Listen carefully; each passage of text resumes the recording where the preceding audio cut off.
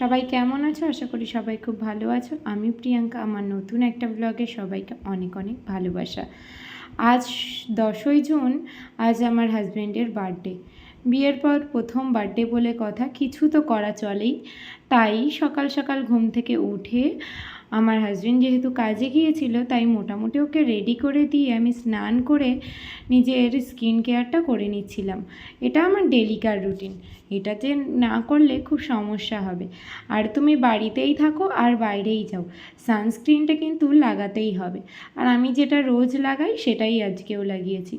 আর একটা শাড়ি পরে নিয়েছি, এই শাড়িটাকে আমি মালাই কটন নামেই জানি। তোমরা কে কী যে নামে জানো অবশ্যই কমেন্ট করে জানিও। খুব সফট, পরে ভীষণ আরাম। তো আমি তারপরে চুলটা সুন্দর করে ছাড়িয়ে নিচ্ছিলাম। তারপরে আমি এখন রান্নাবান্নার দিকটায় যাব, তার আগে পুজো দেওয়াটা কমপ্লিট করতে হবে। আর আমি এখানে যে গোলা সিঁদুর বা লিকুইড সিঁদুরটা ইউজ করি সেটা হচ্ছে মার্জ কোম্পানির। খুব ভালো, কারণ আমার যে সিঁদুরটা আমি ব্যবহার করছিলাম মহাতীর্থ বা কেয়াশেড বলো, আমার সপ্তাহতেই চুল উঠে যাচ্ছিল, তাই আমি এখন এটাই ব্যবহার করছি। আর আমি এখানে শ্রীমতীর আলতাটা পরে নিচ্ছিলাম। আমি মাঝে মধ্যেই আলতা পরি যখনই বাড়িতে থাকি। আজ যেহেতু ডিউটি ছিল না, তাই বাড়িতে ছিলাম বলে একটু পরিপাটি হয়ে সেজেগুজে থাকার চেষ্টা করেছি। বেশ একটা বউ বউ ভাব লাগে যদি আমি এভাবেই সাজাগোজা করি। তারপরে চলে গিয়েছিলাম ঠাকুর পুজো দিতে। আর ঠাকুর পুজো দিতে তো আজকে একটু স্পেশালভাবেই দিতে হবে, কারণ আজ আমার বরের জন্মদিন বলে কথা। আর এই বিয়ের পরে প্রথম জন্মদিন, ওকে একটু স্পেশালভাবে তো মনে করাতেই হবে। আর আমাদের গোপুসোনাকে কেমন লাগে সেটাও কিন্তু জানিও। আর আজকে আমি ওদেরকে আম দিয়েই ভোগ দিয়েছিলাম। তারপরে চলে এসেছিলাম সোজা রান্নাবান্না করতে। প্রায় বিকেল হয়ে গিয়েছিল। একা হাতেই কুটে বেছে মোটামুটি রান্না করেছিলাম। ভাজা, ডাল, মাংস, এমনকি পায়েসও করেছিলাম। আর কেক তো আনিয়েই ছিলাম। এবার চলো কিছু ডেকোরেশন করা যাক।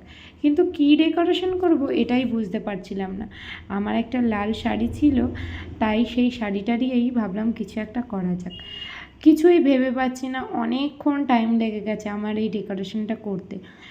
এর মধ্যে আবার আমার বর চলে আসবে, তাই আমি একটু তাড়াহুড়ো করেই করার চেষ্টা করছিলাম। অনেকক্ষণ ভেবে ভেবে একটা আইডিয়া শেষ পর্যন্ত পাওয়া গেল, কিন্তু সেটা তোমাদের সঙ্গে দেখানো হলো না, কারণ অনেকক্ষণ সময় কেটে গেছে আর ভাবতে ভাবতে আরও সময় নষ্ট হয়ে গেছে।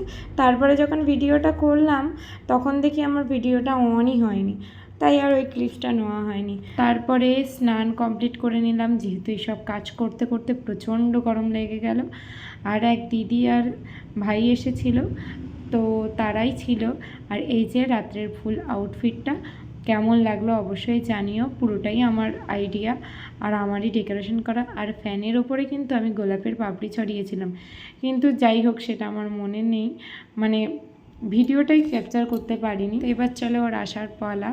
তো এই দেখো ও এখানে চলে এসছে, আর ও কিন্তু পুরোই একদম হতভম্ব হয়ে যাওয়ার মতো অবস্থা। ও বুঝতে পেরেছিল যে কোনো একটা সারপ্রাইজ হচ্ছিল, কিন্তু এতটা সুন্দর সারপ্রাইজ দেব ও কল্পনাও করতে পারেনি। ও নিজে বারবার করে বলছিল যে কী সুন্দর হয়েছে, সাজিয়েছে। আর আমি আবার ফুলটা যখনই ছাড়লাম সেটাও কিন্তু ভিডিও করছিল। আর তারপরে স্নান টান কমপ্লিট করে আসলো এবং তারপরেই কেক কাট করছিল। তো এই যে আমাদের বার্থডে বয়, আমার হিরো, আর যাকে ছাড়া আমি এখন এক বিন্দুই চলতে পারি না।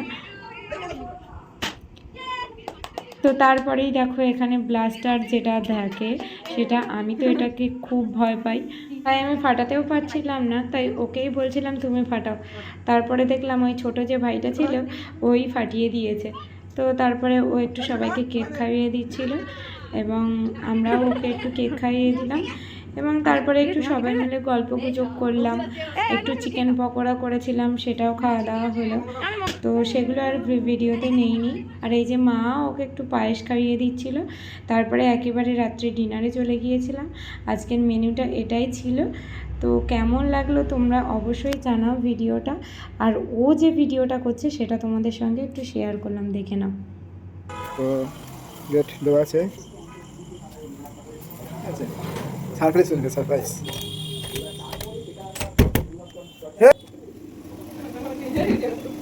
মল্লিকা থ্যাংক ইউ বাবা সারপ্রাইজ দেখো সারপ্রাইজ প্ল্যান করেছে আমার জন্য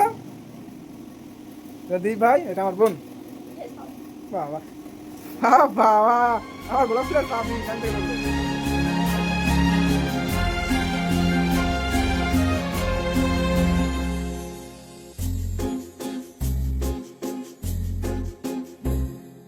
तुमको पाया है तो जैसे खोया हूँ, कहना चाहूँ भी तो तुमसे क्या कहूँ। तुमको पाया है तो जैसे खोया हूँ, कहना चाहूँ भी तो तुमसे क्या कहूँ। किसी ज़बान में भी वो लफ्ज़ ही नहीं कि जिनमें तुम हो क्या तुम्हें बता सकूँ। मैं अगर कहूँ तुम सा हंसी कायनात में नहीं है कहीं, तारीफ ये भी